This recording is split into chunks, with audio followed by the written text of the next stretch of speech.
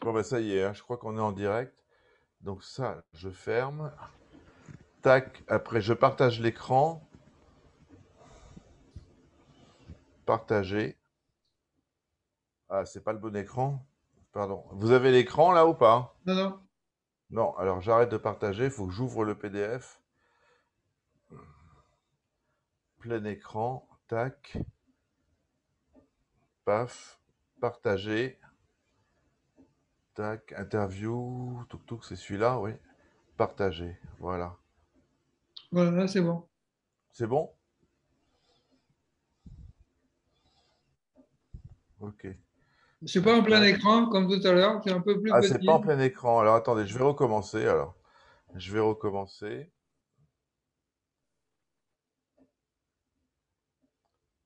Donc ça, je ferme. Voilà, là c'est en plein écran. Après, je fais écran Là, je l'ai pas partagé. encore, hein. Hein? Là, 8 juin, c'est celui-là. Tac, partager. Voilà, je m'étais trompé de partage simplement. Voilà. Là, c'est bon. Là c'est bon. Ouais. Voilà, d'accord, ok, on y est. Voilà. Alors, je ferme mon son.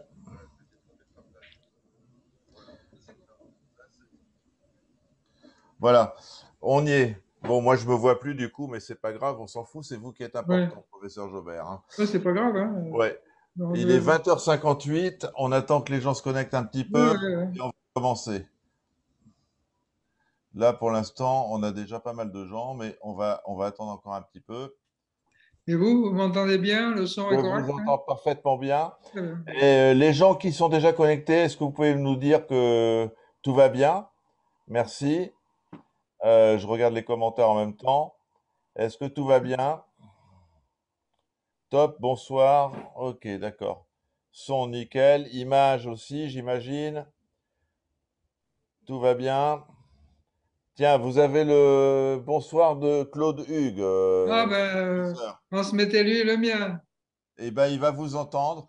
Vous vous rendez compte qu'il a annulé un dîner très Ah important ben, pour avoir le plaisir de vous écouter. Vous non, ben, écoutez, écoutez, j'en suis désolé, hein? hein. Ah non, mais il est heureux de vous écouter. Voilà. Le son est top, tout va bien. Ça va. Ok. 20h59. Dans une minute, on attaque. Avec le professeur Jobert, il faut être précis. Tout fonctionne bien, c'est parfait. Alors moi, est-ce que je peux faire défiler les diapos? Ouais, je peux les faire défiler. Ça marche, ouais. Ouais, donc quand vous voulez que je change de diapo, vous Oui, me le dites. suivant. Suivante. Déjà, ouais, vous me dites suivante. Ok, Entendu. ça marche. Entendu. Ou alors Entendu. next en anglais, c'est plus court. Si vous voulez, ou vous faites même hop, hip, hop, ce que vous voulez, je change. Il n'y a Ok. pas de problème. Vous êtes dans les starting blocks, là, tout le monde est dans les starting blocks. Il y a beaucoup de gens qui regardent.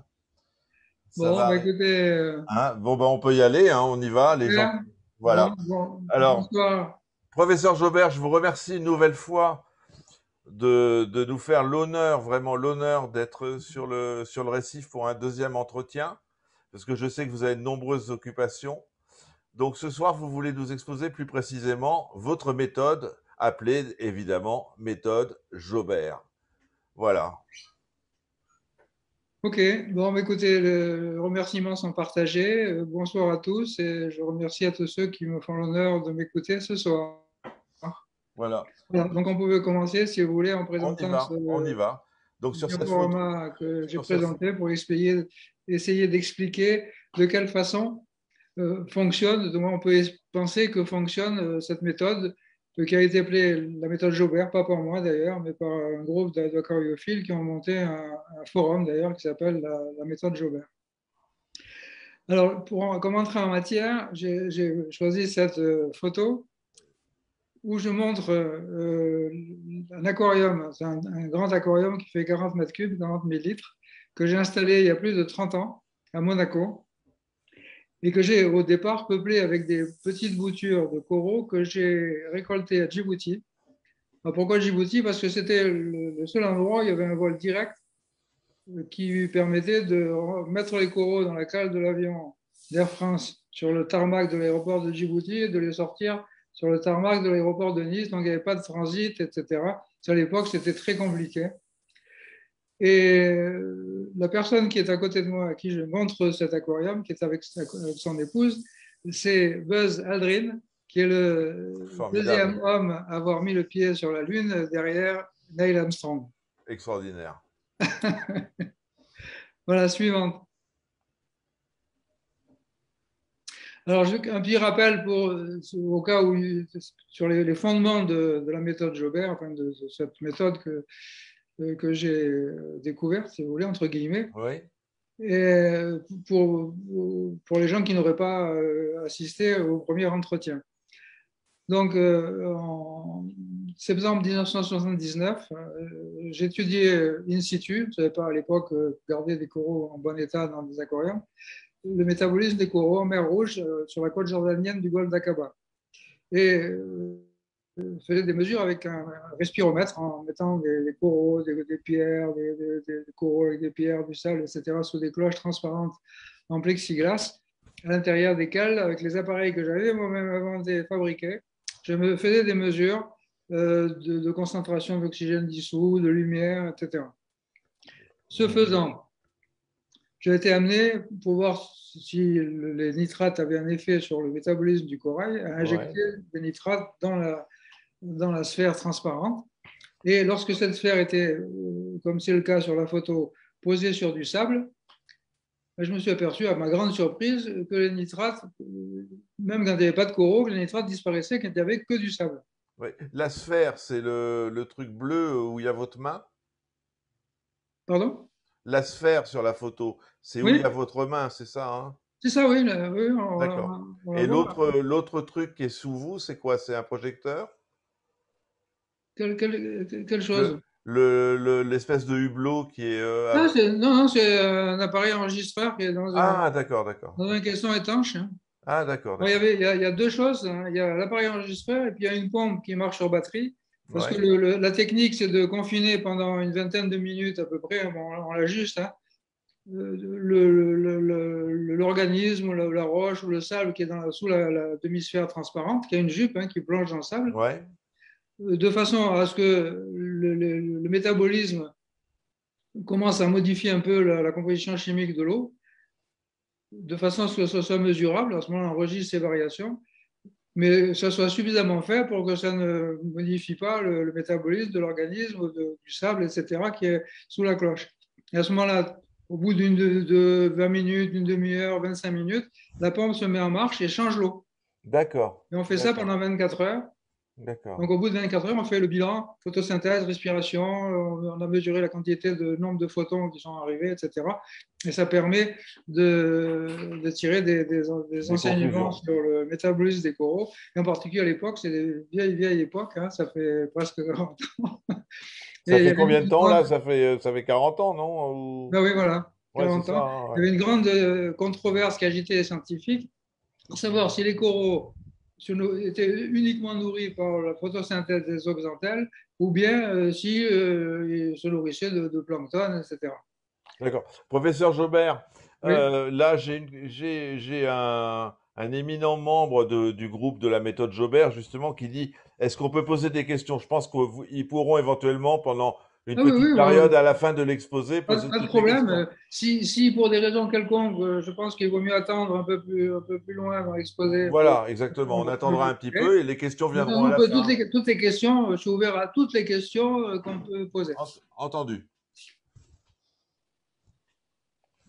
Donc, Voilà, donc en faisant ces mesures, j'ai en particulier pu montrer que la quantité de matière organique synthétisée par les zooxanthelles était supérieure à la quantité de matière organique digérée, métabolisée par les coraux.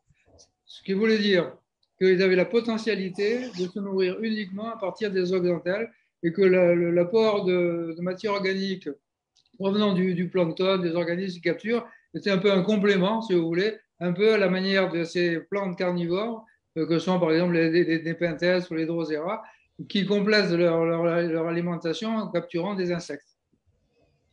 D'accord. Voilà, donc suivante. Voilà. Donc très intrigué par cette observation, constatation. Ben, évidemment, je ne m'étais jamais intéressé à ce qui se passait dans le sédiment de très près.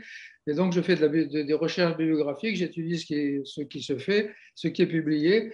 Et à ce moment-là, ben, je découvre que le fait que les sédiments décomposent, absorbent les nitrates était quelque chose de très connu des microbiologistes marins.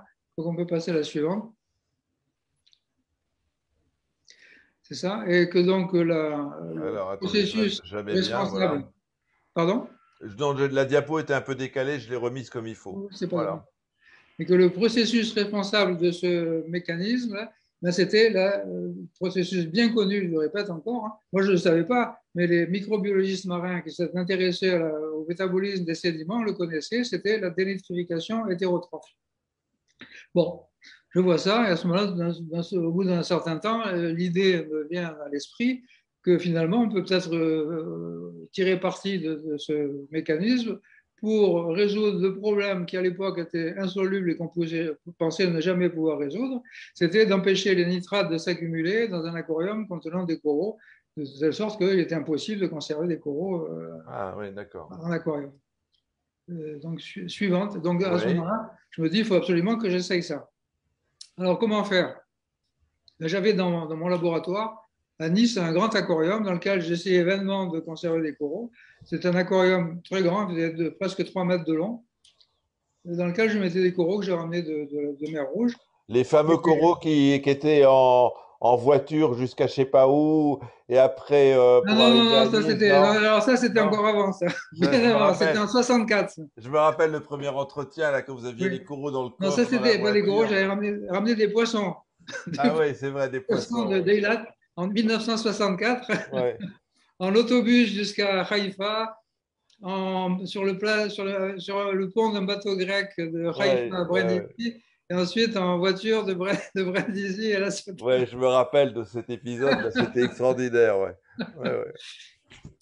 Voilà, donc dans ce grand aquarium, les coraux étaient moribonds, ils étaient envahis par les algues filamenteuses, envahis par les anémones de verre. Je ne sais pas si on le voit sur cette image-là, mais tout ce qui est un peu duveteux là partout sur les roches, c'est 100% couvert d'heptasia. Ah bah dites donc. Ouais. Bon, donc je me dis, bon, première chose, je me dis, bon, il faut que je refasse cet aquarium, c'est un énorme travail. Puis je me suis dit, après tout, la première chose que je vais faire, pour obtenir une couche de sédiments épaisse et comportant une zone anoxique, parce qu'évidemment, la dénitrification hétérotrophe demande un milieu anoxique, voire hypoxique, enfin hypoxique, voire même anoxique pour se développer. Donc pour les gens qui ne comprennent pas, c'est des milieux sans oxygène, hein, si je comprends bien. Alors, anoxique, c'est zéro oxygène. Et Oui. quand on gratte un sédiment un peu vaseux, ça devient tout de suite noir avec des ions sulfurés, ça c'est anoxique. Et D'accord. hypoxique, c'est très pauvre en oxygène.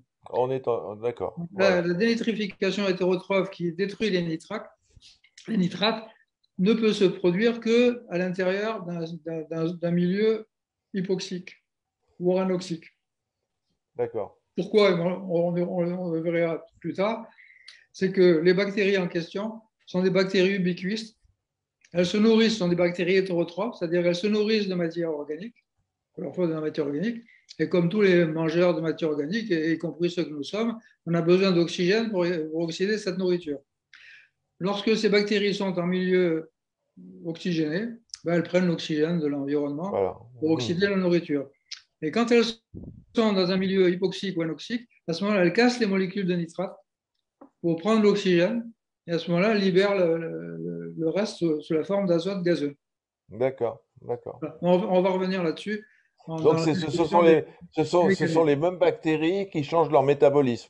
On est d'accord. Absolument. C'est les mêmes bactéries qui sont D'accord. ubiquistes, c'est-à-dire elles vivent aussi bien en milieu oxygéné qu'en milieu hypoxique ou anoxique, c'est-à-dire sans oxygène ou avec très peu d'oxygène.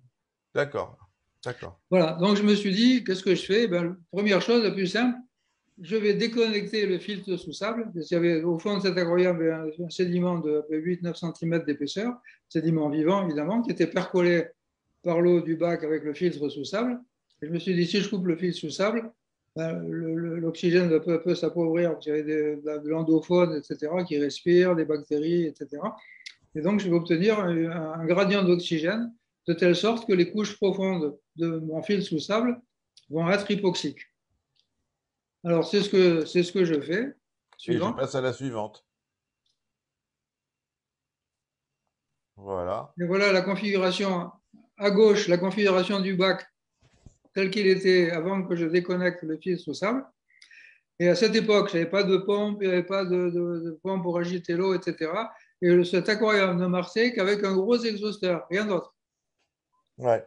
pour faire l'agitation et la filtration sous sable. Ça, c'est le gros aquarium qu'on a vu sur la diapo précédente, hein. Donc, je reviens à la diapo précédente. Absolument. Donc, L'aquarium cet du haut, là. aquarium, Voilà. ah, il y a un truc là qui est apparu. Et Cet aquarium marchait avec le fil sous. l'exhausteur était dans le coin qu'on ne voit pas, là, le Voilà, on le coin voit droit. ici. Je ne sais pas si vous voyez la souris. Je sais pas, normalement, vous devez voir la souris, Peut-être hein. là, oui, peut-être ça, je sais. Voilà. Il Ouais. était là, l'exhausteur. Donc, je repasse à l'autre, à la suivante. Voilà. Donc, je retire la partie basse, je tire l'exhausteur vers le haut. Je remplace, je branche une espèce d'entonnoir là, avec une goulotte pour l'eau de pluie là, en PVC, Ouais. perforée. Tout ça repose sur le sable, non plus dessous comme avant. Ouais. Et comme assez rapidement, il y avait de la mousse qui sortait de l'exhausteur, j'avais mis un bocal pour récupérer l'excédent de mousse qui tombait par terre. Vous avez inventé un écumeur, quoi, quelque chose Ben, ouais. Mais je n'ai pas du tout pensé à ça. Voilà. C'est pas du tout pour écumer, c'était simplement pour récupérer la mousse qui est tombée par terre. Ouais, non, mais j'ai compris. Ouais, Voilà. Et les roches étaient posées sur un espèce de petit support, si vous voulez, perforé, de façon à ce que l'eau puisse circuler dessous. C'était le cas déjà dans le bac avec le filtre sous sable. D'accord. Je passe à la prochaine. Voilà, prochaine, s'il vous plaît. Voilà. Ah oui, Voilà. en 6 Et ans. très rapidement, enfin en quelques semaines ou mois, je ne sais plus très bien maintenant, il faudrait que je replonge dans mes archives pour le voir exactement. Ben, le résultat est probant, je dirais même spectaculaire. C'est-à-dire que les coraux qui étaient mourants commencent à reprendre des couleurs, commencent à épanouir leurs polypes, etc. Et au bout de quelques années, voilà, j'ai pris 6 ans après, vous voyez l'acroporin prichi qui est en haut, Oui, à gauche, oui, oui, oui. poussé est devenu magnifique. Et le Stylophora pistillata, c'est deux exemples. Hein. Oui, oui, oui. Et à côté, là, pareil, il s'était développé considérablement, puis les autres coraux, puis toutes sortes de choses, avec des poissons, avec des bénitiers, etc. Extraordinaire. Suivant. Suivante, à vos ordres. Voilà. Alors, Voilà. tout ce que je viens de dire, là, est confirmé par le témoignage de Thomas Frakes, publié il faudrait le baisser un petit peu, pour voir, c'est dans le Ouais, magazine Syscope, voilà. en En 1993. 1993. Voilà. Alors, j'ai pas traduit tout l'article hein, parce que ça serait long, mais les premières phrases où Thomas Frege raconte qu'en 1988, lorsque j'ai présenté un papier oralement au deuxième congrès international des aquariums qui était organisé par le commandant Cousteau, qui était à l'époque directeur du musée océanographique de Monaco, Thomas Frege était là. Et évidemment, quand j'ai présenté les photos de cet aquarium là, que j'avais monté en 1980, hein, Ouais. et en 88, qui était magnifique, hein, absolument magnifique. À ce congrès, il y avait tous les directeurs d'aquarium du monde entier, hein, de Japon aux États-Unis, en passant par l'Allemagne, l'Italie, tout ce qu'on voit, Mhm. l'Angleterre, etc. Ils ont tous ouvert des yeux comme des soucoupes, parce qu'à l'époque, on n'imaginait pas que ça soit possible. Il faut se remettre dans ce contexte. Hein. Ouais. Et en plus, que ce soit possible avec un système aussi simple, personne n'y croyait. À tel point que je dis, bah, écoutez, moi, mon labo, il est à 15 minutes ou 20 minutes en voiture de Monaco, venez. Et ça a été le rush. Ils sont tous venus, sauf les Français. Ah oui. Et c'est pour ça que vous êtes une star aux États-Unis, alors qu'en France, Exactement. voilà, voilà. Et, alors, je ne les nommerai pas, mais c'était les gens de Nancy, qui Ouais. étaient à l'époque considérés comme les papes de l'aquariophilie. D'accord. Voilà. Alors, qu'est-ce qu'on peut lire là? Je ne sais pas si ça vaut le coup de lire tout ça, Euh, mais donc je En le lis rapidement. 88, alors que le récif Voilà. miniature et les filtres à ruissellement commençaient à apparaître, j'avais eu l'opportunité de participer à Monaco au deuxième congrès international des aquariums. Une communication en particulier m'avait intrigué. Il s'agissait de la description par le professeur Jean Jobert, qu'on a la chance d'avoir ce soir, ça c'est moi qui le dis, d'un procédé qui lui avait permis de créer un récif vivant de coraux hermatypiques, c'est-à-dire des coraux qui exigent une lumière intense.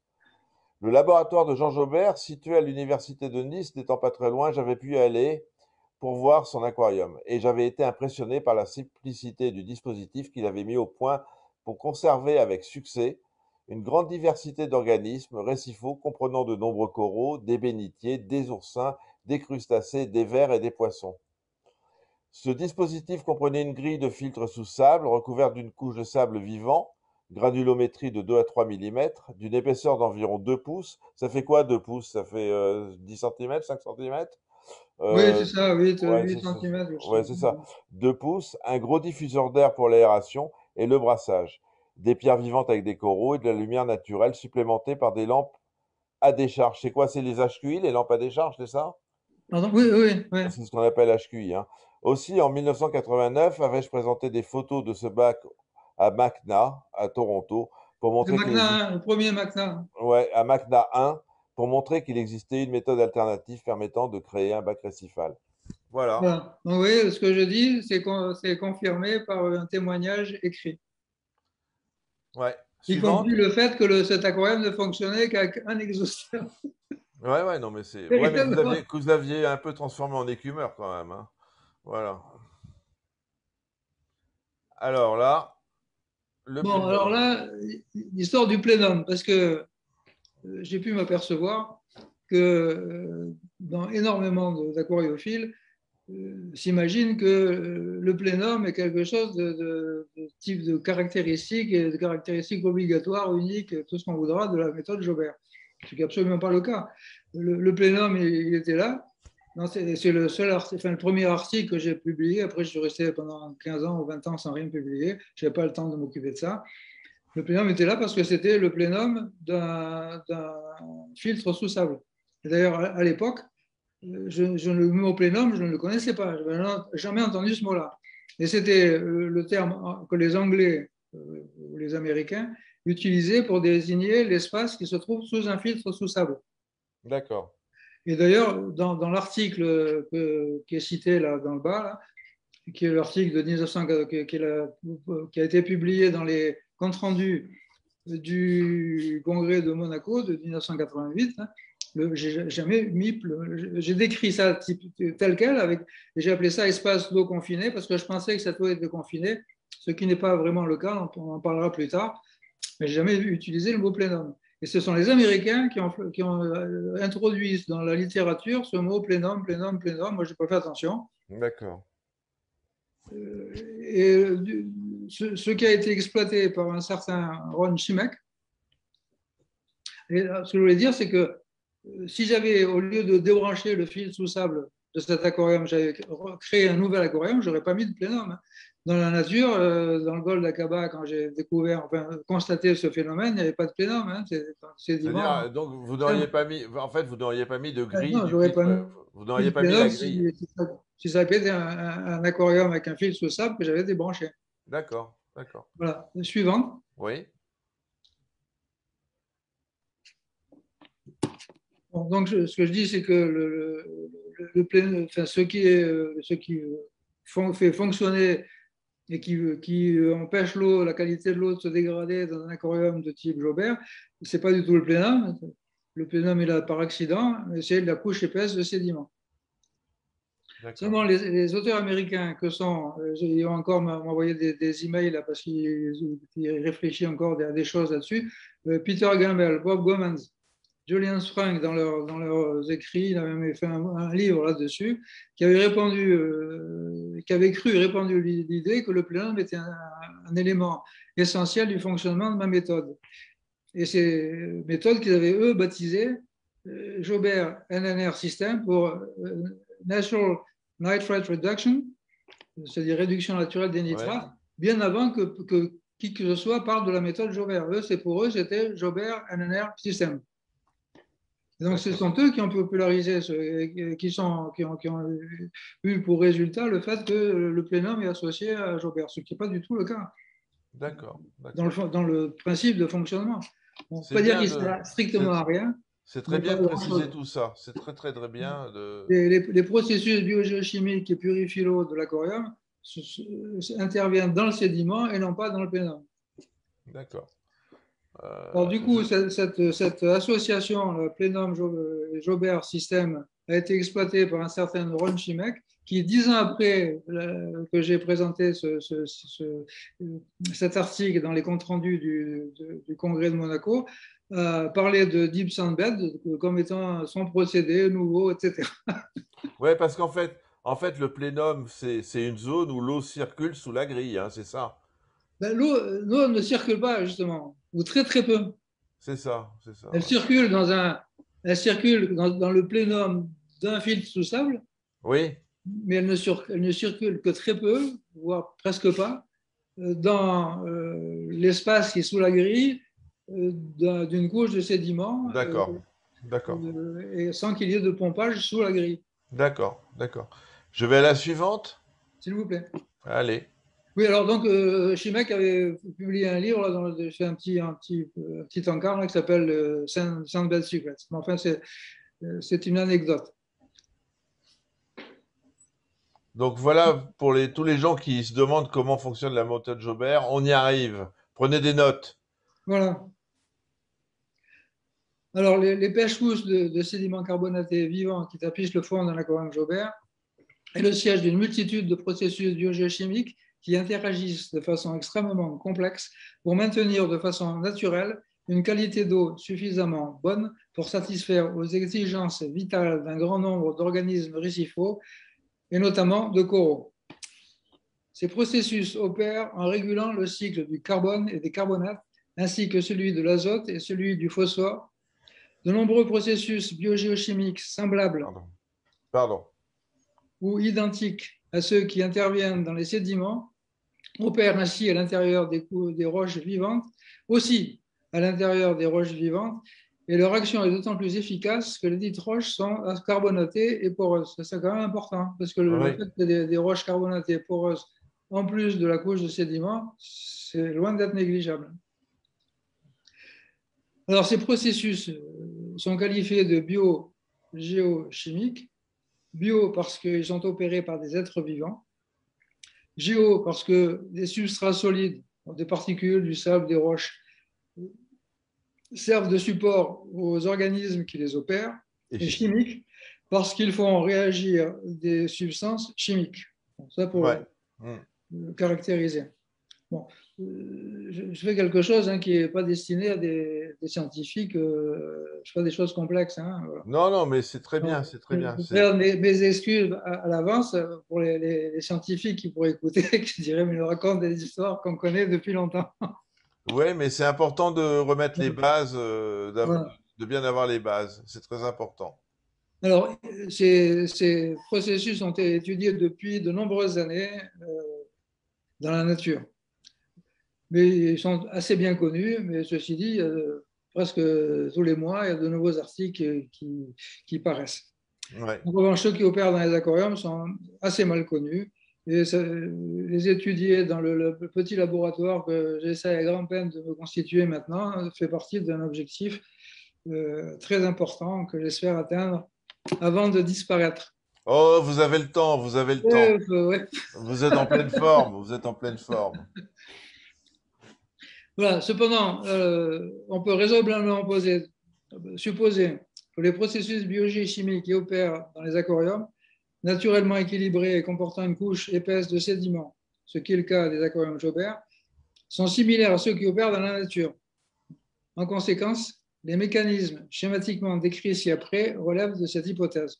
Autrement dit, on ne sait pas très bien ce qui se passe dans les aquariums parce que ça n'a pas suffisamment été étudié, mais il est raisonnable de penser que ce qui se passe dans la couche épaisse d'un sédiment au fond d'un aquarium de type Jaubert, c'est semblable, si ce n'est identique, à ce qui se passe dans la nature. Là, dans votre laboratoire que vous êtes en train de monter, vous vous rendez compte, le professeur Jaubert monte un laboratoire. Ouais. Vous voulez étudier quoi? L'épaisseur de sable nécessaire, la granulométrie? Tous ces mécanismes dont je vais décrire les principes après, hein, ça ira pas plus loin que ça, hein, Ouais, ouais. pour voir, surtout les quantifier. Voilà. Qualitativement, je suis à peu près sûr que ça fonctionne comme ça. Après, le problème, c'est de savoir comment ça, quantitativement, qu'est-ce que font les uns et les autres en quantité, et surtout, de quelle manière. Alors ça, c'est extrêmement difficile de savoir parce que tous ces processus, ils sont multiples, interagissent, et en fonction de l'un qui fait un peu quelque chose et un autre qui fait ça, que ça retentit sur l'autre, le troisième, le quatrième, le cinquième, le sixième, etc. Et c'est donc extrêmement difficile à maîtriser. C'est-à-dire, bien entendu, dans les bacs que vous allez monter avec les couches de sable, tout système de filtration ou d'écumage est exclu, évidemment. Le, De filtration ou d'écumage, il n'y a pas, il y a pas, il n'y a pas, c'est exclu. surtout pas, mais ça, on en reparlera peut-être dans une autre interview. Avec plaisir. Les filtres ne servent à rien, hein, strictement rien. Même ils sont plutôt nocifs parce qu'ils récupèrent des matières organiques. Si on ne change pas très fréquemment la masse filtrante, ça va fabriquer des nitrates en supplément. Et surtout, les filtres relèvent le plancton, les petites particules nutritives, etc. de l'eau. Donc, les filtres, il ne faut pas filtrer un aquarium. D'accord. Est-ce que Donc, vous c'est un aquarium pensez... de type Jaubert. Hein, voilà. Ouais, j'ai compris. Là, je vais essayer d'extrapoler un petit peu.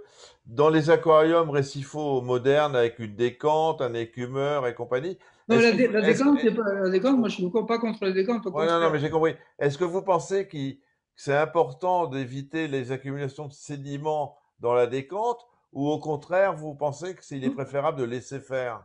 Moi, je crois que surtout qu'il faut mettre, dans la décante, il faut mettre une couche de sédiment épais D'accord. qui va augmenter la capacité de purification de l'eau du système. D'accord. Donc les gens qui passent leur temps à nettoyer leur décante, ils sont pas tout à fait dans votre Il faut pas les vision. nettoyer plus que de nettoyer l'aquarium, je pense. D'accord, d'accord. Vous voulez que je passe à la suivante? Si vous voulez, on pourra faire, enfin, je sais pas, hein, si vous voulez, si ça intéresse aux auditeurs, on pourra faire d'autres interviews où on parlera de toutes ces questions-là, hein. Avec grand plaisir, avec grand plaisir. Parce que Peut-être à là, la rentrée. même Euh, déjà, ça va être difficile en moins d'une heure de ouais, parler de tout ce que j'ai dit. ouais, Après ouais, la fatigue va gagner les gens, surtout quand ça devient un peu compliqué. ouais, ouais, ouais. Allez, j'avance. Alors, donc, quelques remarques préliminaires, mais rapides. Donc, savoir que les processus vitaux, respiration, nutrition, croissance, etc., font que les êtres vivants absorbent des substances dans leur environnement et en rejettent d'autres. La principale conséquence de cette activité, évidemment, est que les êtres vivants ont tendance à modifier la composition chimique du milieu qui les entoure. C'est Ouais. vrai pour les organismes aquatiques, mais c'est vrai aussi, y compris pour l'homme. La preuve, c'est que avec notre activité, on est en train de modifier la composition chimique de la mer, des lacs, de la terre et de l'atmosphère, De tout, ouais, avec le ouais. réchauffement climatique par-dessus le marché. Ouais, ouais. Alors, dans un aquarium, cette tendance dont je viens de parler est d'autant plus forte que l'espace est limité et Et que le milieu confiné. est confiné. Suivant.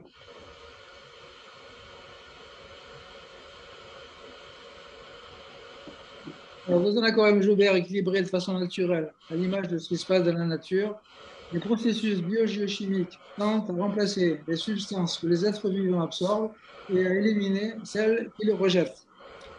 Ces processus réalisent ainsi un équilibre dynamique de type homéostasique qui tend à maintenir la composition chimique de l'eau dans un état métastable. C'est-à-dire que cette composition n'est pas quelque chose de figé, mais c'est un équilibre dynamique. Ouais, Les d'accord, substances ok. qui disparaissent sont remplacées, etc. D'accord. Donc, attendez, je relis un peu parce que biogéochimique. Donc bio, c'est biologique. Voilà, c'est ce que je dis. Géo, c'est quoi? C'est Les géos, c'est parce que les organismes qui sont responsables de ces phénomènes biogéochimiques sont sur des supports qui sont du sable, des roches, des d'accord. particules, etc. Et Les géos, chimique, c'est d'accord, on chimique parce que ce comprend. sont des réactions chimiques qui sont pilotées par des êtres vivants. D'accord, entendu. Nanana, métastable. Et métastable, ça veut dire quoi? Ça veut dire que L'équilibre dynamique. d'accord, d'accord, d'accord. C'est l'équilibre d'une flamme de bougie, celui de la vie d'ailleurs. Ouais, La flamme de bougie n'existe que s'il y a des matières à brûler, et de l'autre côté, il sort des produits de la combustion. Si on d'accord, arrête ce qui se passe à l'entrée, hop, ça s'arrête. d'accord, d'accord. Je passe à la suivante, hein. Ouais. Alors là, on arrive. Alors, première chose, donc, on s'arrêtera là à parler du cycle de l'azote, parce qu'après, il y a une quantité de choses à raconter gigantesque. Donc, première chose, le cycle de l'azote, et notamment la formation des nitrates, qui, je le rappelle, a été longtemps, et en particulier il y a 40 ans, lorsque j'ai commencé à avoir des premiers résultats de culture de coraux, on pensait qu'on n'arriverait jamais à trouver un moyen d'extraire le nitrate dans de l'eau de mer, parce que dans l'eau de mer, de l'eau douce, c'est facile, hein, relativement facile, avec des résines, etc. Et dans l'eau de mer, il y a une multitude de produits dissous. Il faudrait extraire les nitrates sans toucher au reste, c'était quelque chose d'impossible. Alors, les nitrates sont formés comment? Alors, et en plus, le fait qu'il y ait des nitrates, et en Ouais. plus aussi des phosphates, mais c'est encore autre chose dont on parlera plus tard, et qu'on éclaire pour garder des coraux, non seulement les nitrates sont toxiques pour tuer les coraux, mais en plus, ils produisent des explosions d'algues filamenteuses qui étouffent les coraux. Vous, d'après vos connaissances, vos expériences, à partir de quelle concentration en nitrate on peut considérer que Il c'est faut, létal? ben, à partir un peu moins de 1 mg par litre. D'accord, d'accord. Et Merci. pour garder les coraux en bon état, il faut descendre en dessous de 100 microgrammes, de 0,1 mg. D'accord. Donc, alors, quelle est la source principale des nitrates? Les nitrates sont produits à partir des ions ammonium. Et ces ions ammonium eux-mêmes, quelle est la source des ions ammonium? Ben, les deux sources principales, c'est un, les excrétions azotées qui contiennent de l'ammonium. Là, j'ai pris, alors c'est tous les organismes qui Ouais, ouais, ouais. excrètent de l'ammonium. J'ai pris l'exemple des poissons parce que c'est plus joli à présenter. Les poissons excrètent de l'ammonium directement par les branchies, par exemple. Puis il y en a aussi un peu dans l'urine.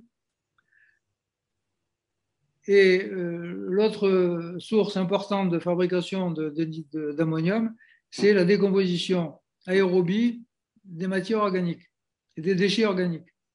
D'accord. Par exemple, là, bon, je vais vous présenter un Acanthurus oral qui mange un bout d'algue, mais quand l'algue meurt, elle se décompose.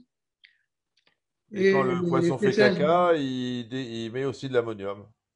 les fesses du poisson se décomposent aussi en milieu aérobie, et c'est l'ammonification, et qui va donner des ions ammonium. Alors, je n'ai pas D'accord. détaillé à ce stade les réactions chimiques, je les ai un peu schématisées après. C'est très bien. Voilà. Donc l'ammonium en milieu alcalien est extrêmement toxique. Suivante. Voilà, schématiquement, on peut présenter ça comme ça. Et cette ammonification se passe à l'intérieur de la couche oxydée du sédiment, en présence d'oxygène. Voilà, donc l'oxygène de l'eau diffuse dans le sédiment, la couche supérieure du sédiment est riche en oxygène, et la matière organique, qui est schématisée par C6, sa composition chimique globale, C6H12 aussi, c'est-à-dire qu'il y a du carbone, de l'hydrogène, de l'oxygène, il y a aussi, avec les protéines, etc., il y a de l'azote, du phosphore et du soufre. D'accord. Plus de l'oxygène, et le plus a disparu, ça donne de l'ammonium, et le processus, c'est l'ammonification. Suivant. Attendez, si Oui, je puis me permettre, j'ai un ami là qui pose la question. oui. Il demande pourquoi, enfin, comment vous avez remarqué qu'un taux de nitrate supérieur à 1 mg par litre est toxique? C'est-à-dire, vous avez fait des Parce que expériences? depuis 1970, ma première expédition sur des récifs coralliens, expédition scientifique dans le cadre du programme MAB, Man and Biosphere, c'était à Madagascar, sur le grand récif de Tuléar en Ouais, 1970. J'ai ramené là une première chose, le premier bout de corail, c'était un Galaxia fascicularis.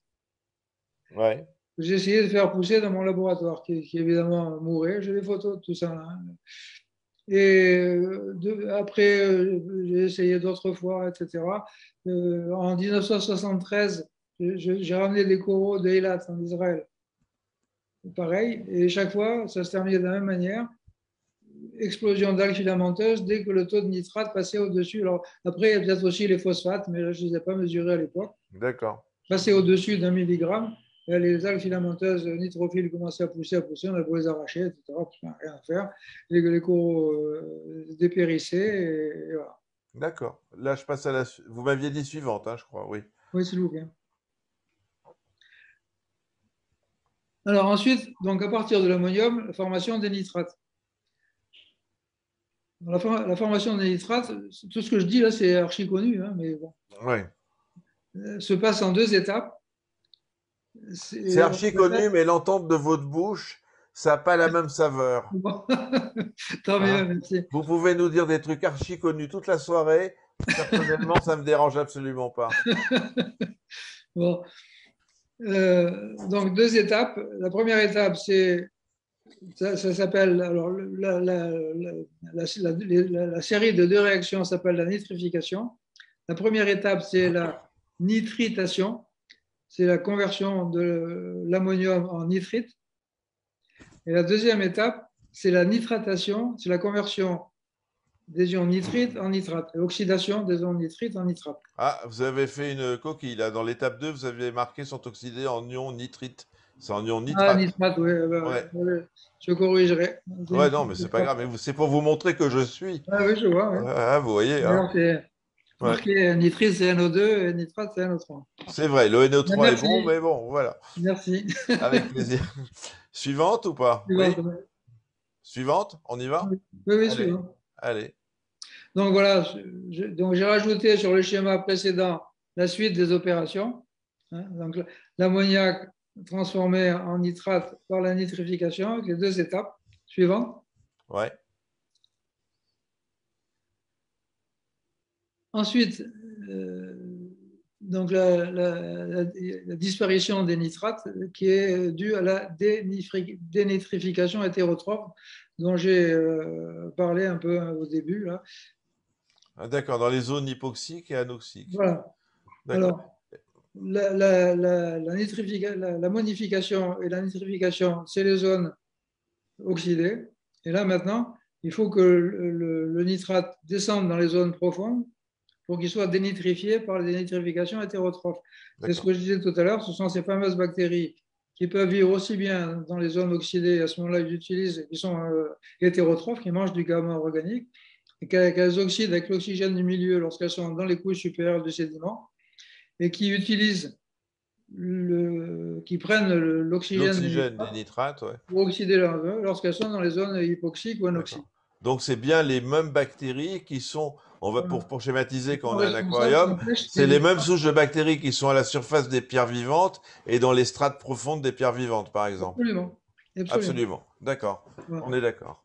Et je dis, on reviendra peut-être dans une autre émission, enfin dans un autre entretien, sur ce qui se passe et pourquoi c'est important que les roches soient carbonatées plutôt que fabriquées avec Les roches de synthèse, c'est pas votre. la Ouais. céramique.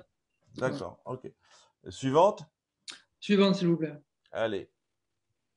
Voilà, et donc le résultat de cette dénitrification, c'est que c'est la production d'azote moléculaire qui va partir dans l'atmosphère.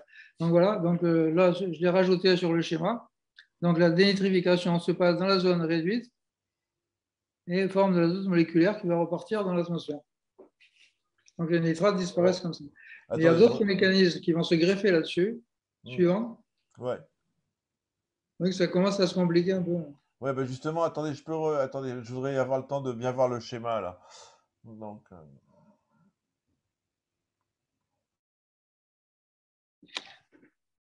On comme va ça me permet de boire un verre d'eau si vous voulez un petit peu pendant que. du haut à gauche vers la droite, ensuite de la droite vers la gauche, et ensuite de la gauche vers la droite, en D'accord. descendant.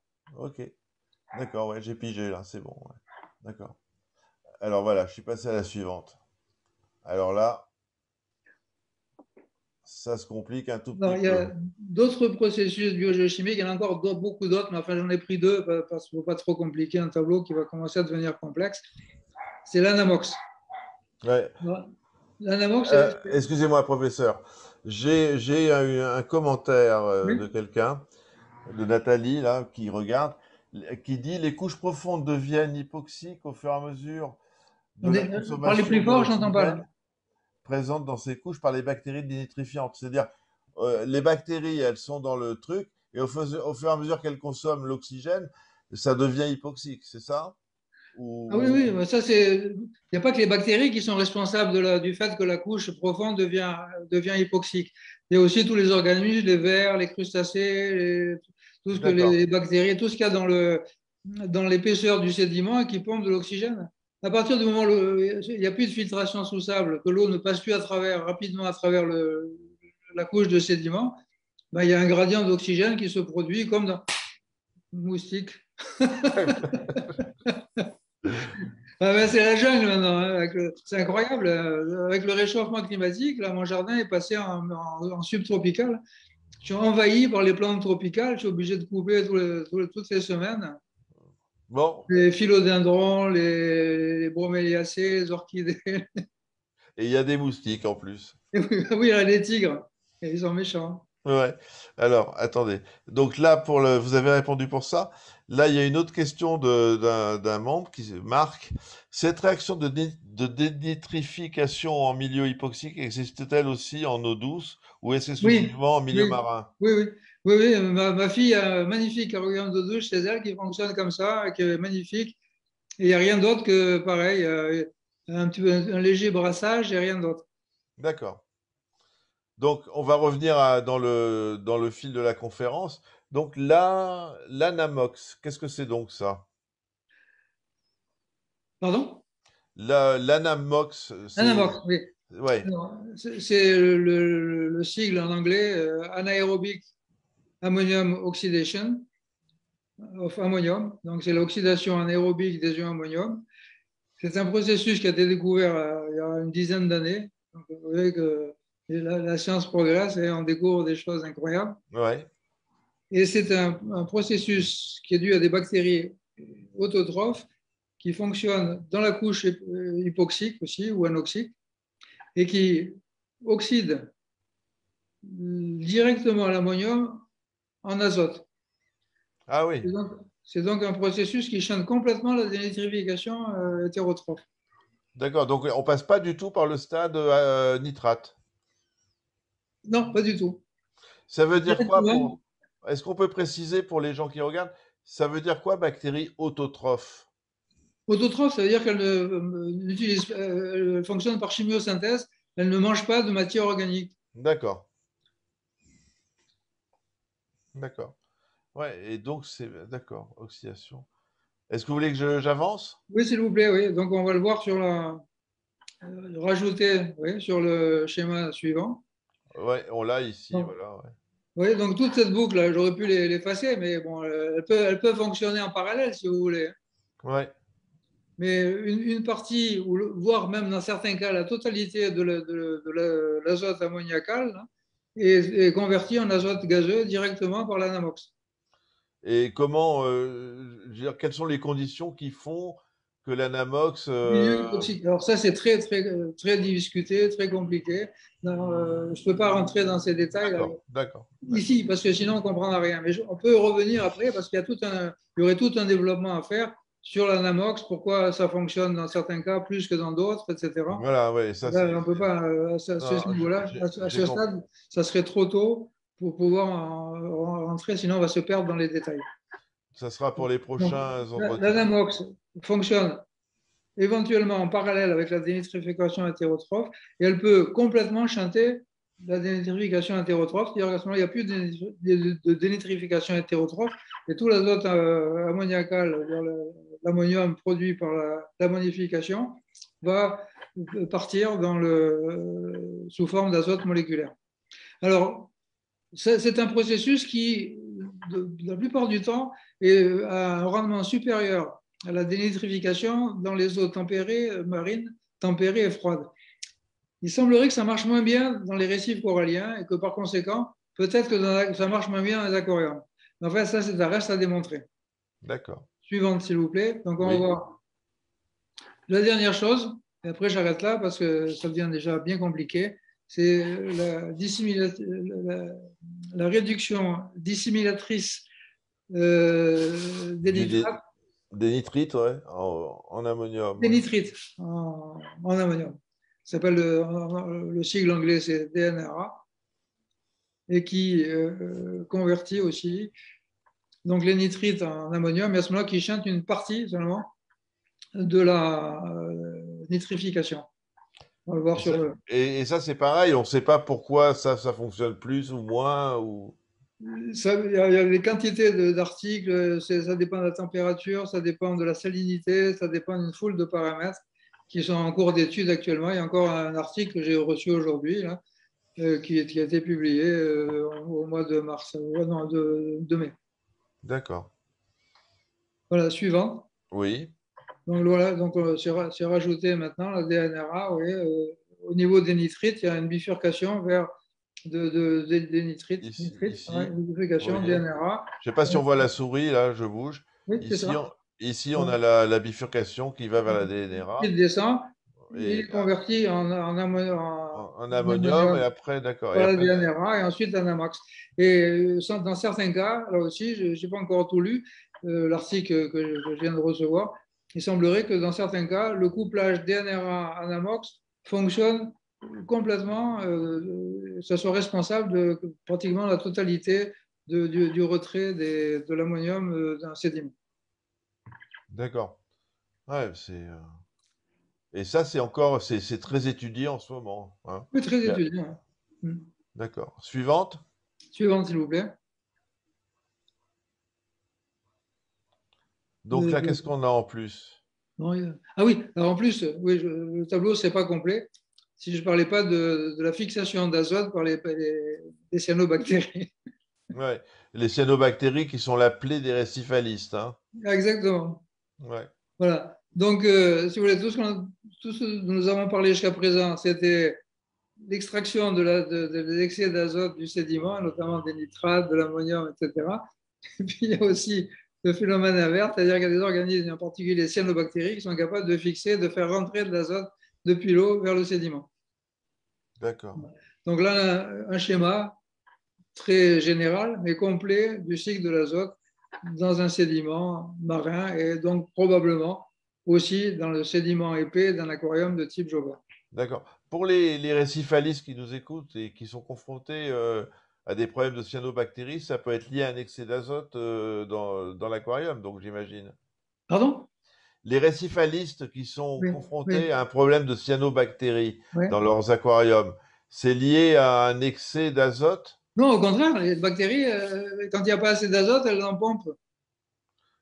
Elles fixent, elles fixent l'azote moléculaire présent dans l'eau ou dans l'eau interstitielle entre les grains de sable, etc., pour en faire de l'ammonium, D'accord, mais les gens qui ont plein de cyanobactéries, qui sont embêtés par ça, c'est qu'il y a quoi? Il y ben, a trop d'azote ou il y a... C'est quoi le problème? non, non, c'est probablement du phosphore qui est en excès. Ah, d'accord, Les cyanobactéries sont totalement indépendantes, comme les plantes terrestres et légumineuses, par exemple, qui sont capables, qui n'ont pas besoin de nitrates, puisqu'elles font des nitrates à partir de l'oxygène de l'air, de l'oxygène, de l'azote de l'air. d'accord, C'est pareil, les cyanobactéries, elles sont complètement dépendantes.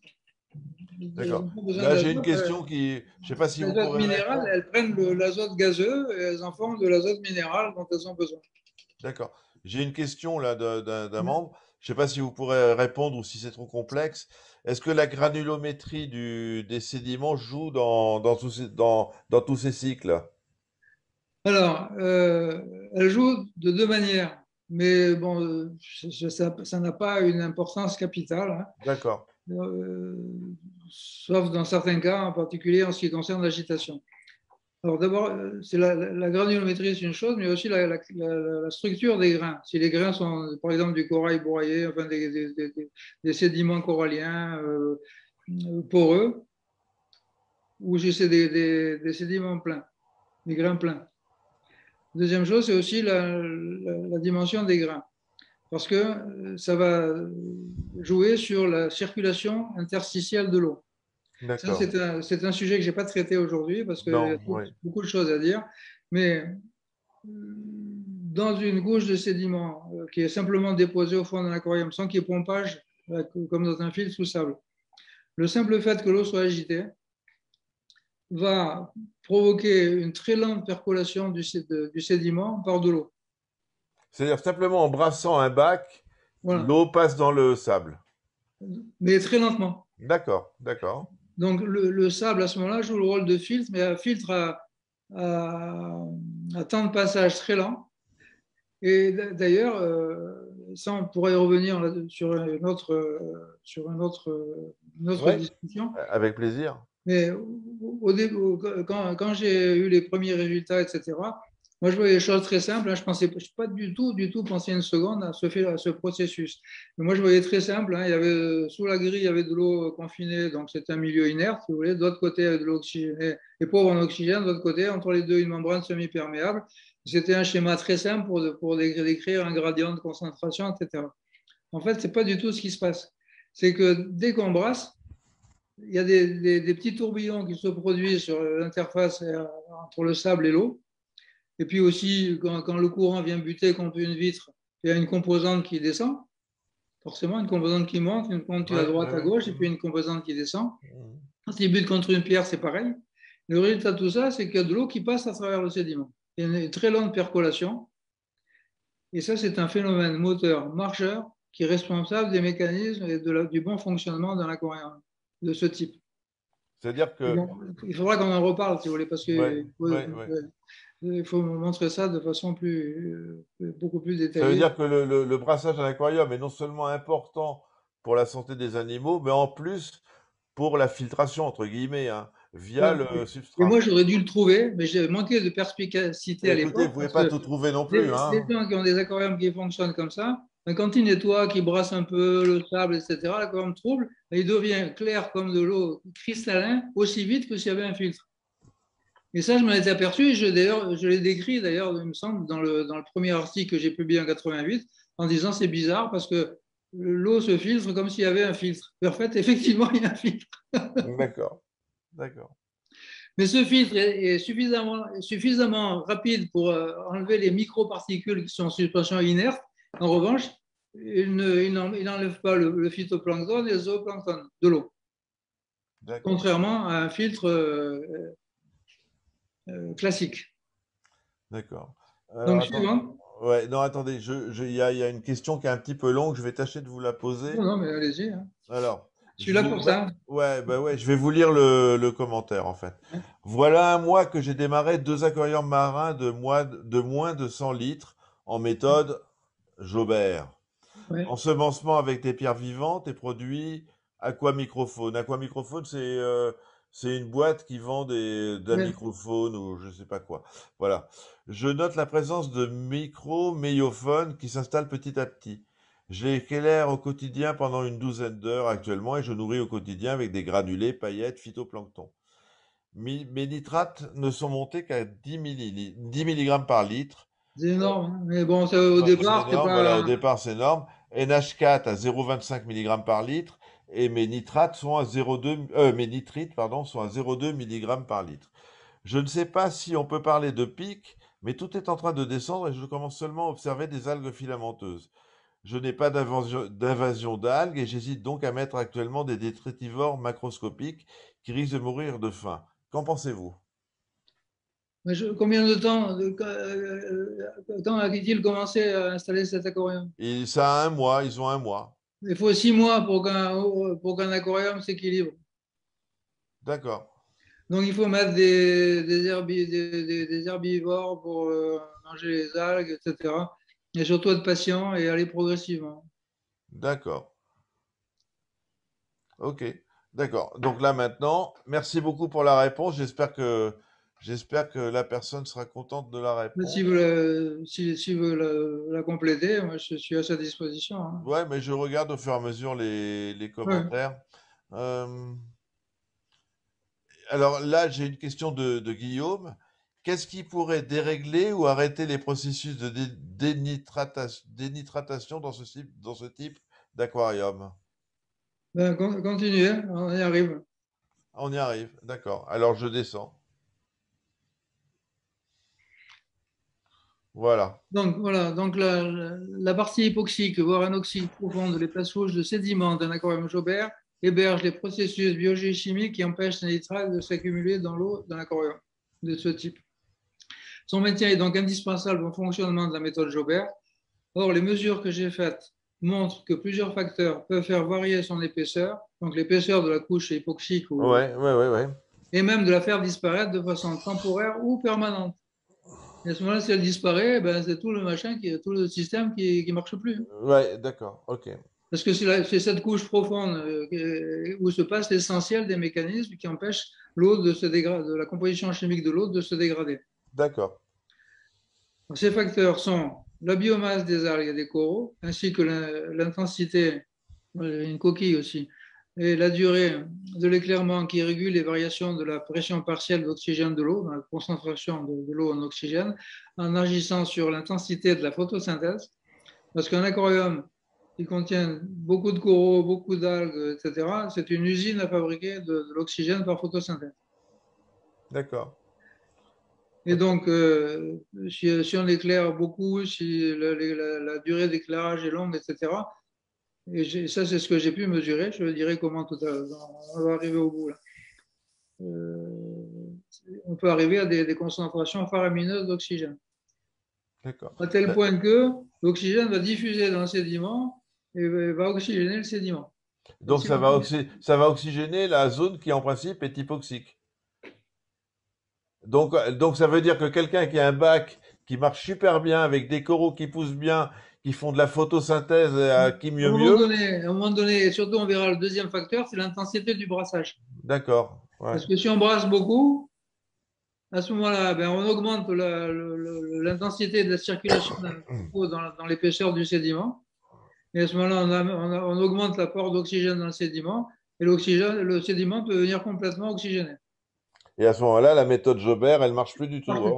hein. Du tout. Ah, rien, zéro. Ok. Zéro. Ouais. Euh, là, alors attendez, là j'ai une question de quelqu'un qui dit aussi d'Alexis là. On constate souvent des nitrates et des phosphates en excès dans les bacs en méthode Jobert. Est-ce dû à une trop forte population et ou un surnourrissage? Ça peut être les deux, hein. Moi, j'ai jamais eu. Si vous voulez, bon, ce système naturel, forcément, est beaucoup plus limité en biomasse qu'un système qui est artificiel. On rajoute des produits, on enlève d'autres, etc. D'accord. On ne peut pas J'a- j'a- changer ces j'a- bacs-là j'a- autant ouais. qu'un bac qui fonctionne de façon artificielle, comme avec la méthode berlinoise, par Ouais. exemple. J'avais pas vu les commentaires suivants, mais beaucoup de gens s'inscrivent en faux et disent il n'y a pas plus de nitrate Ah, phosphate dans moi, le Jobert. j'en ai jamais eu, hein. Ouais, Voilà. ouais, ouais. Euh, là, il y a un truc qui est intéressant. Il y a beaucoup d'aquariophiles qui indiquent qu'il faut renouveler le sable afin de ne pas accumuler des sédiments. Mon bac a 15 ans, je n'ai jamais changé mon sable qui est très fin, 100% sable de corail, et son bac se porte très bien. Est-ce que Voilà. vous avez un conseil sur un éventuel renouvellement du sable? Moi, je pense, moi, là, je peux pas répondre, mais je pense pas qu'il soit nécessaire de renouveler du sable, hein. On peut en rajouter si on nettoie, quand on absorbe un peu, si l'épaisseur diminue, etc. Mais renouveler le sable, je ne vois pas l'intérêt de le faire. D'accord, d'accord. L'intensité, nanana. Est-ce que je fais la suivante, Oui, s'il professeur? vous plaît. D'accord. On arrive au bout, là. Voilà, donc là, je montre simplement ce qui me permet de dire ça, c'est les mesures que j'ai faites. Ça, c'est mon futur aquarium. Je- Non, mais c'est vrai. J'ai arrêté. Là, j'arrête actuellement mon aquarium de 400 litres. Et j'ai bien envie de me faire un petit nano un de ces jours. Et Voilà, c'est pile poil le volume que j'aimerais, ça. Voilà. voilà, c'est un 60 litres. C'est parfait.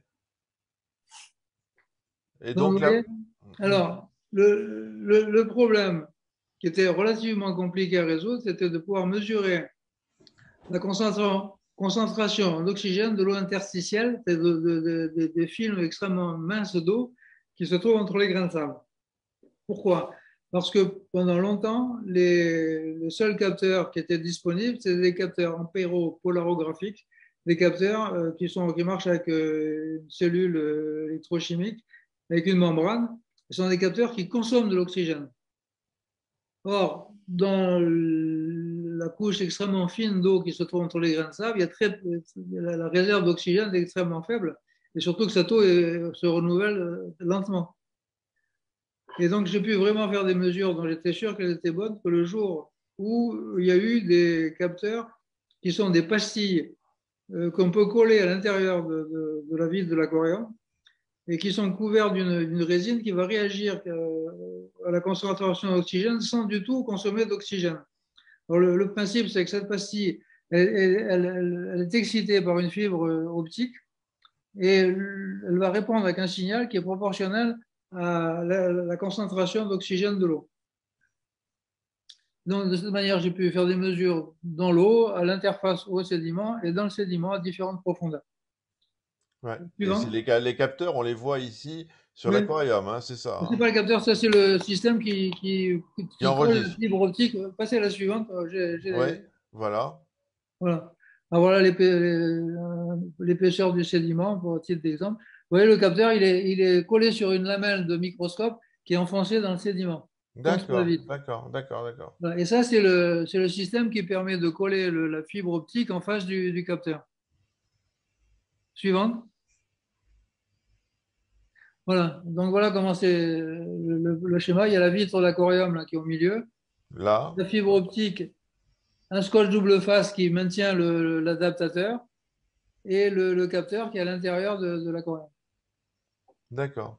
Et donc, Voilà. vous mettez un capteur dans l'eau, un capteur dans les sédiments Voilà. pour voir ce qui se passe, quoi. Voilà. Et comme ça, j'ai pu me percevoir que on obtenait des concentrateurs dans l'eau avec ce bac-là, en éclairant suffisamment longtemps et suffisamment de façon intense, on obtenait des concentrations, des pics d'oxygène à 230% de la saturation. À ce moment-là, il y avait plus de, il y avait, tout le sédiment était oxydé. Il y avait plus Et de, donc, il n'y avait plus de zone hypoxique pour voilà. le cycle Voilà. normal. Alors, D'accord. suivant l'intensité du brassage, l'intensité de la lumière, etc., le sédiment était hypoxique pendant 3 ou 4 heures la nuit, ou 5 ou 6 heures, ou 2 heures, ou 0, etc. Voilà. D'accord. Là, il y a quelqu'un qui est arrivé très en retard pour vous regarder, qui dit pour le professeur Jaubert, plénum ou pas plénum. C'est pas plénum. Le plénum, c'est un Mais truc des Américains. C'est ça? oui, mais ça veut dire, ça gêne pas. Ça peut, dans certains cas, s'il y a un sédiment qui est un peu colmaté, ça peut faciliter la circulation de l'eau interstitielle, etc. Mais ça marche aussi bien sans plénum. Il n'y en a pas là, d'ailleurs, Non, hein. non, c'est ce que je vois, ouais. Ouais, Voilà. ouais. Ok. Donc, Euh, il faut qu'il regarde ce que j'ai raconté au début à propos des non, articles ouais, publiés ouais, par mais les j'ai Américains. bien précisé qu'il était arrivé en retard. Oui, oui. Et en particulier, pour ce qui a permis à Ron Chimek en 2000, c'est-à-dire 10 ans après l'article que j'avais publié, de parler de DSB comme quelque chose de nouveau, alors que absolument pas. Le DSB, c'est le système Jaubert, pas de plénum, c'est tout. Ouais. Et donc là, après vos expériences, où vous êtes aperçu qu'il y avait une saturation en oxygène, euh, vous avez fait quoi? Vous avez réduit la durée d'éclairage? Ben, j'ai commencé parce que là, malheureusement, c'était ce matériel qui est extrêmement coûteux, qu'on m'avait prêté, un des anciens élèves qui dirige le laboratoire maintenant, qui était devenu d'ailleurs une sommité mondiale dans le domaine de l'acidification des océans, entre autres choses, etc., qui m'avait prêté ce matériel. Et, bon, alors, j'ai fait quelques expériences préliminaires pour montrer, vérifier ce que je pensais, mais il faut que je le fasse maintenant en faisant varier la durée de l'éclairement, l'intensité de l'éclairement, l'intensité du brassage. Vous en avez encore plein de trucs à faire, hein, Voilà. professeur? Hein? Voilà, donc je pense que Ah, je vais arrêter là parce que ça fait, oui, j'ai bien calibré, ça fait 1 heure à peu près. une heure. Génial, vraiment formidable, formidable, Voilà, donc formidable. après, il faudra passer à la dissolution, le réacteur intégré, enfin, il y a Il y a plein de le trucs réacteur à encore. calcium intégré, etc., etc., etc. Ouais. Là, si vous avez encore des questions, là, c'est le moment. Non, avec Hein? plaisir.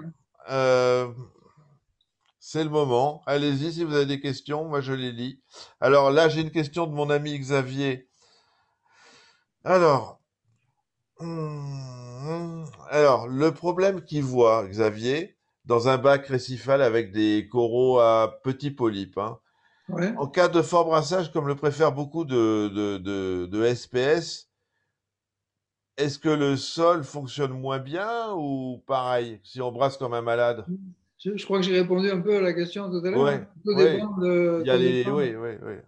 Tout dépend de la concentration d'oxygène de l'eau, pendant combien de temps l'eau est sursaturée en oxygène, à quel point est importante la sursaturation, etc. Mais ce que je voulais dire, c'est que on a tendance à toujours, dans la littérature la choriophile, etc., dire qu'il faut brasser, brasser, brasser, brasser. Bon, c'est vrai qu'il y a des coraux qui ont besoin de beaucoup de brassage, en particulier ceux qui vivent sur les platiers, sur la partie externe des platiers coralliens, là où il y a les vagues qui viennent se briser, le courant, etc., qui ont absolument voilà, un platier, par exemple. Si la partie qui est orientée vers le large et une grande partie du platier où l'eau coule, c'est des coraux qui ont besoin de beaucoup de brassage. Mais dans les lagons, il y a plein de coraux magnifiques, des acroports, tout ce qu'on voudra, qui vivent dans des endroits où l'eau est très peu brassée. Hein. Donc, je pense pas qu'il y ait. Bon, D'accord, de façon globale, si vous voulez, je pense qu'il vaut mieux ne pas brasser plus de 3 fois le volume par heure. 3 à 4 d'accord. fois. Pour le brassage et Et, pour le brassage et la conservation du sable, vaut-il ouais. mieux un flux laminaire ou autre? Mais le flux, oui, peut être laminaire, oui, absolument. Ouais. C'est le plus simple. Hein. D'accord. 15 centimètres de sable au fond d'un aquarium, ça suffit pour travailler? 15, la plupart du temps, c'est trop. Mais si on veut brasser beaucoup, beaucoup, ben, plus on fait un sédiment épais, et moins l'impact du brassage est important sur la concentration d'oxygène de l'eau interstitielle. D'accord. Là, j'ai une question de Jamel Ferrod qui gère le groupe sur la méthode Jobert. Au Mhm. sujet du lit de sable, le professeur Jobert a-t-il déjà mesuré la dissolution du sable corallien? Si oui, de combien de millimètres le sable perd, de combien de millimètres, enfin combien on perd de millimètres de sable en un an avec un bac peuplé et nourri de manière équilibrée? Et il en profite pour vous remercier pour tout votre travail. Je vous en prie. Moi, je n'ai jamais mesuré ça, D'accord. mais on pourrait faire un calcul, si vous voulez. En principe, ça, c'est un autre sujet. La dissolution du sable, c'est un sujet qu'on pourrait aborder dans un prochain entretien, hein, D'accord. dans les mécanismes responsables, etc. Mais en principe, ce qui se dissout du sable va se retrouver dans les coquilles des mollusques et surtout dans le squelette des coraux. D'accord. D'accord. Donc je pense que, si vous voulez, même au bout de plusieurs années, la quantité de sable qui a disparu est relativement faible. Ouais. Ouais. Il y avait je pensais à un truc là quand on parlait des sédiments dans la décante. Il y a un grand récifaliste, enfin, je sais pas, je pense pas qu'il nous regarde, Bachir Das, qui avait des bacs énormes, peuplés avec des coraux magnifiques. Il Mhm. avait une épaisseur de sédiments dans ses décantes, mais c'était 10 centimètres de sédiments, quoi, dans la Ouais, décante. Hein. Ouais, ouais, incroyable. de toute façon, Voilà, l'épaisseur n'est pas gênante, si vous voulez. Bon. Si on a un sédiment très épais, effectivement, on peut brasser beaucoup plus sans risquer de détruire l'équilibre des zones hypoxiques. d'accord. Écoutez, professeur Ça Jobert, dépend ça dépend aussi de la granulométrie, ça dépend ouais, ouais. d'un grand nombre Je de vous, facteurs. je vous, je vous remercie beaucoup pour tout le travail que vous avez fait. Écoutez, je vous remercie Préparez aussi. ce diaporama. Là, Vous maintenant, passez du temps. Hein. Vous l'été passez beaucoup de approche. temps. L'été approche. Donc, vous avez 2 mois, juillet, août, pour nous préparer un truc d'enfer pour le mois de septembre. D'accord. D'accord? OK. Je compte sur vous. Je vous souhaite une excellente soirée. Je vous remercie de votre disponibilité Pareillement. et de Bonne votre soirée à tous. et de votre gentillesse. Merci beaucoup. Au revoir. Au revoir.